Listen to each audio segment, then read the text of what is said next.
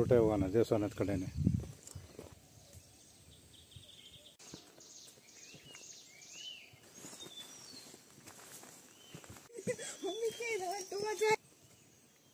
ಒಂಚೂರು ಫ್ಲಾಟ್ ಆಗಿದೆ.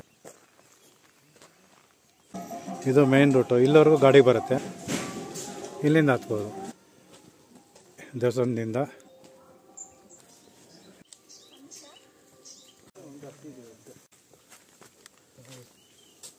ಈ ಜಾಗದಲ್ಲಿ ಒಳ್ಳೆ ವ್ಯೂ ಸಿಗುತ್ತೆ ನೋಡಿ. ಹತ್ತಿ ಈಗ ಈ ಜಾಗ ನೋಡಿ, ಈ ಜಾಗದಲ್ಲಿ ಸ್ವಲ್ಪ ನಿಧಾನಕ್ಕೆ ನಡಿಬೇಕಾಗತ್ತೆ ಇಲ್ಲಿಂದ.